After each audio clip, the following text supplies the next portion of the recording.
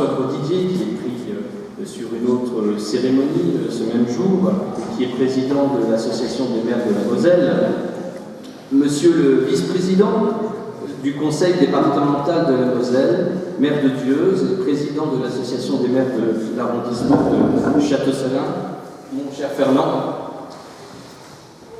qui représente ce soir Monsieur le président du conseil départemental, Patrick Weiten. Je n'ai pas aperçu Roland Gess, le président de la communauté de communes. Je dois également présenter les excuses de Monsieur Jean-Marie Mison, président de l'association des maires ruraux de la Moselle, qui ne pouvait être présent parmi nous ce soir. Messieurs les présidents des associations anciennes, des associations cantonales des maires, que j'ai aperçues tout à l'heure, je vous remercie de votre présence. Mesdames et messieurs les maires, venus en amis voisins de l'ensemble de l'arrondissement, adjoints, conseillers municipaux, Monsieur le commandant Donatin, représentant le colonel Vallier, commandant le SDIS Moselle, Monsieur l'adjudant Lujan, représentant la gendarmerie, le colonel Bamé et le commandant de France, qui sont tous deux excusés, Mesdames et messieurs les chefs d'entreprise, commerçants, artisans, professionnels de santé, Mesdames et messieurs les directeurs d'institutions sociales. Je salue également notre architecte des bâtiments de France, M. Auger, qui me fait le plaisir et l'honneur d'être avec nous ce soir, avec lequel j'ai eu beaucoup de plaisir à travailler. Madame la directrice des gîtes de Moselle, Mesdames et messieurs les présidents d'associations, Mesdames les directrices des écoles, je salue également les membres du conseil municipal jeune. Vous me pardonnerez, mesdames et messieurs, toutes et tous qui nous faites l'amitié d'être présents ce soir, je vous salue. Merci d'avoir répondu à notre invitation. Les vœux du maire sont toujours l'occasion de tirer un bilan de l'année qui vient de s'écouler pour mieux se projeter dans celle qui nous attend. C'est une tradition à laquelle les Vicois sont attachés, et votre présence ce soir le démontre bien. 2015 aura été une année complexe, marquée par les attentats meurtriers au niveau national en début et en fin d'année. Les valeurs républicaines ont été attaquées et l'État a répondu fermement à ces attaques, tandis que la nation s'est mobilisée massivement dans les rues. Vic s'est associé spontanément à ces rassemblements, tout comme nous étions tous Charlie le 8 janvier 2015. Nous aurons même connu ici un étrange épisode, le 13 janvier, avec l'explosion d'un jerrycan contenant un cocktail chimique. Rappelez-vous, sans gravité toutefois. Plus de peur que de mal pour notre pauvre bonne Jeanne d'Arc. Et l'enquête de gendarmerie aura permis de résoudre et de classer rapidement cette affaire. J'en profite pour saluer à nouveau l'adjudant Lujan, qui commande la brigade de proximité de Vic-sur-Seine et qui représente ce soir le colonel Bamé et le commandant de France, comme je le disais, tous deux excusés. Il n'empêche que dans une période marquée par les menaces d'attentats, alors que la France est placée en état d'urgence, il est impérieux que les personnels de nos brigades de proximité soient remplacés dès leur départ, afin de maintenir les effectifs nécessaires. Je suis en cela solidaire avec le maire de Delle, et je n'entends pas, quel que soit le résultat des réflexions en cours sur l'avenir de nos brigades de proximité, à ce que l'on touche à un seul képi de gendarmes à Vic. Il faudra compter avec Vic. Tout au long de cette année, la municipalité s'est attachée à faire vivre nos valeurs républicaines, à témoigner son esprit d'ouverture sur le monde, à cultiver son attachement à la construction européenne, à travailler sur la transmission de la mémoire et de son histoire, et à favoriser le resserrement des liens citoyens. Quelques exemples d'animation que la municipalité a portées ou accompagnées. Ce fut le cas notamment avec l'inauguration de la plaque commémorative en souvenir de la synagogue, en présence du grand rabbin Bruno Fison et du président du consistoire israélite de Moselle, avec l'organisation de la cérémonie citoyenne à destination des nouveaux jeunes électeurs, avec l'organisation de la cérémonie visant à accueillir les nouveau-nés au sein de notre cité, de la seconde cérémonie des diplômés, avec la réception en mai 2015 à l'Hôtel de la Monnaie de descendants de Regnault de Feliz, qui nous ont remis à cette occasion un écu en céramique des armoiries de la famille.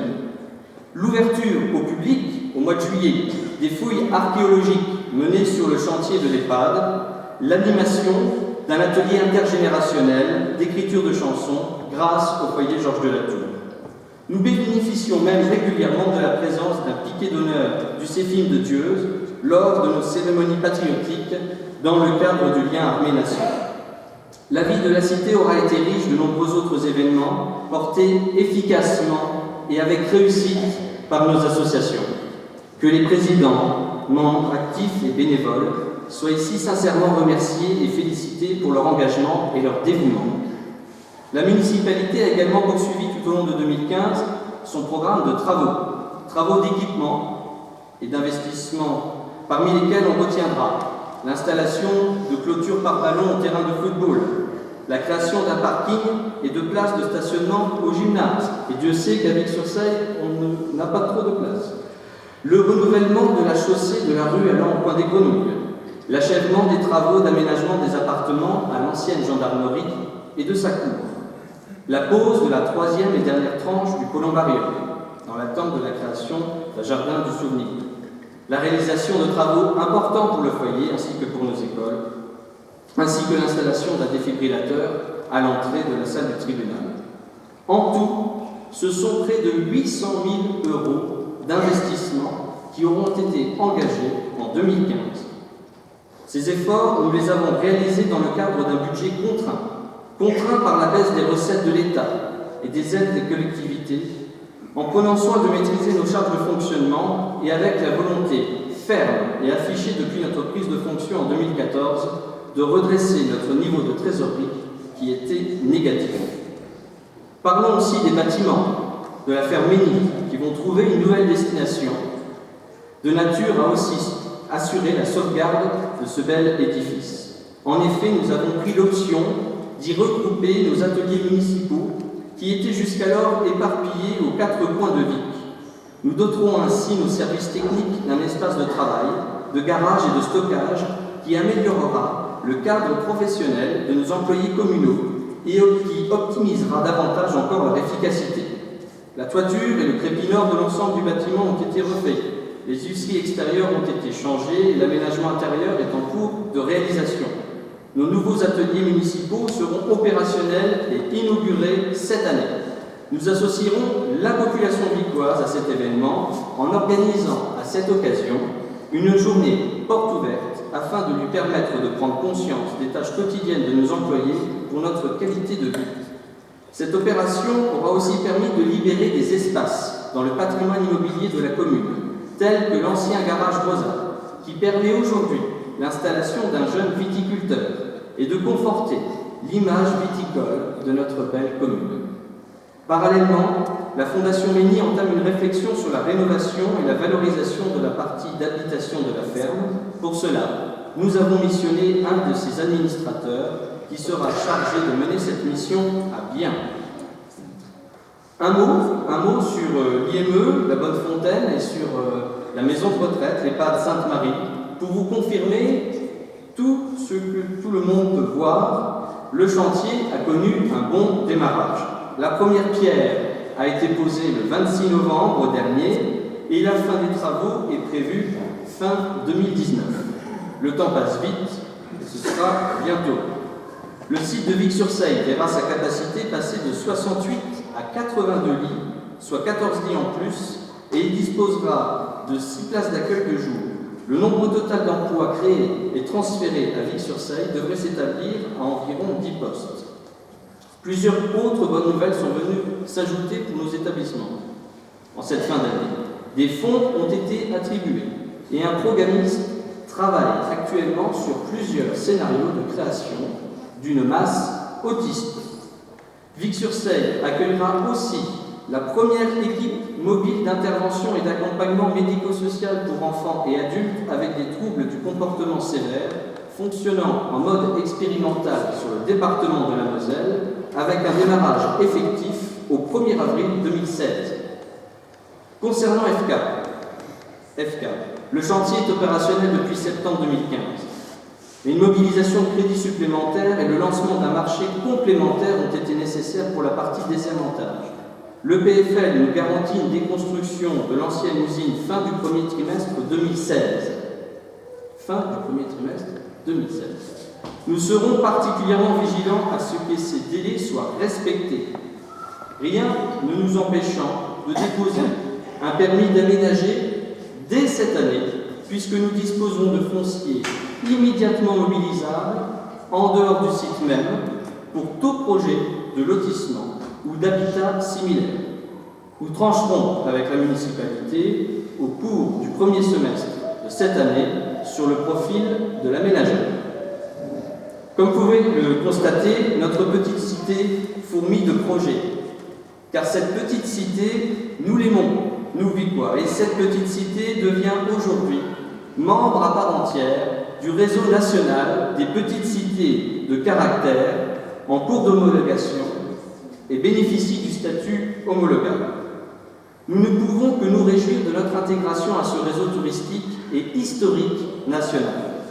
En étant aujourd'hui la première commune du département de la Moselle et de la désormais ancienne région Lorraine à intégrer ce réseau, Vic-sur-Seille se pose comme commune touristique de premier plan dans le Saulnois et comme acteur incontournable en Moselle, au sein de notre nouvelle grande région, et même jusqu'au niveau national, avec son site phare qui est le musée Georges de la Tour.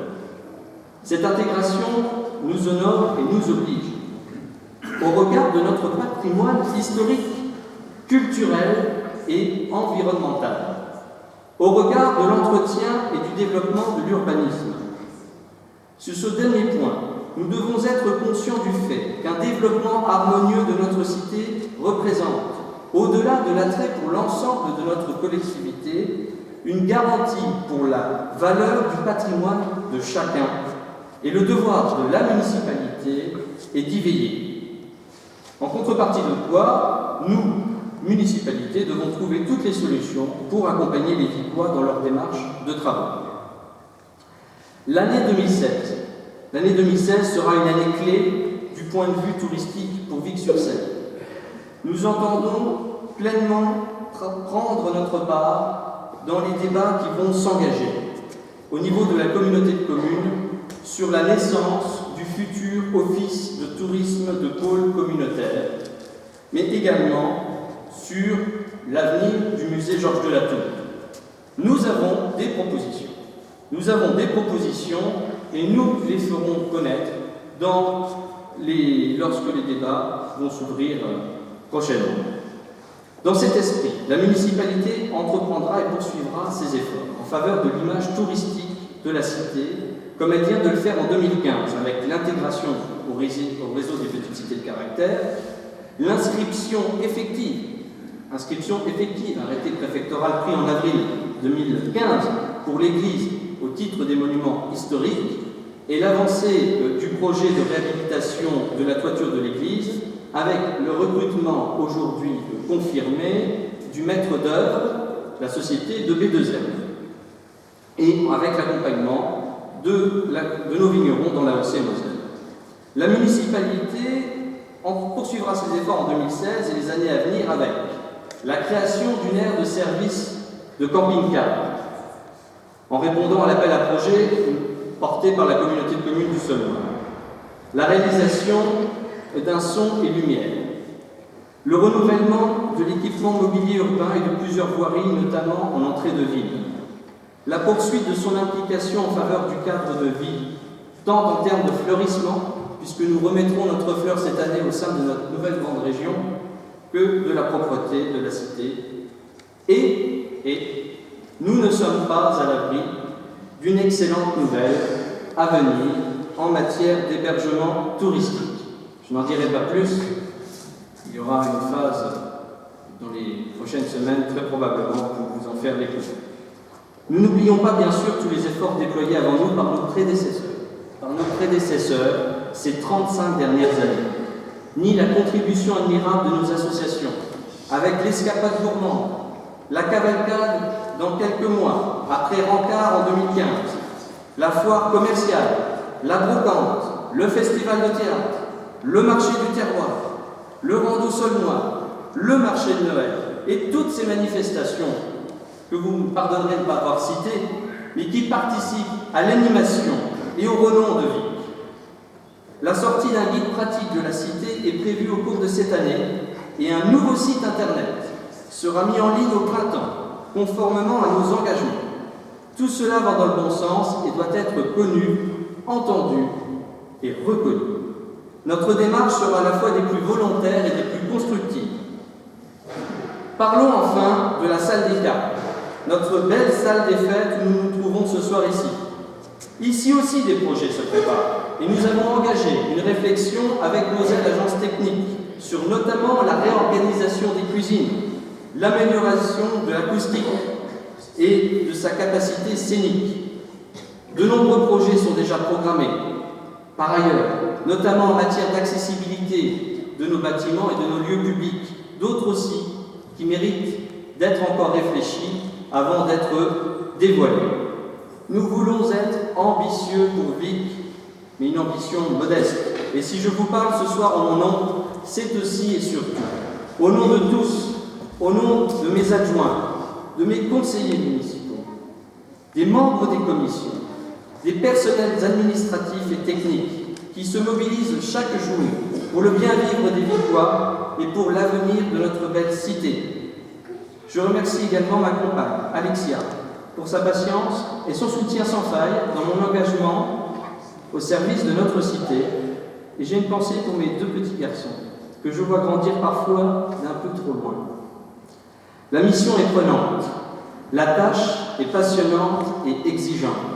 Et pourtant, l'avenir n'est pas ce qui va arriver, mais ce que nous allons en faire. Alors, ensemble, portés par un Vic rassemblé, fiers d'être Vicois et de participer au développement de notre Saulnois, fiers d'être Mosellans et de nous projeter avec enthousiasme au sein de cette nouvelle grande région, souhaitons à chacun de nous une bonne et heureuse année. Je vous remercie.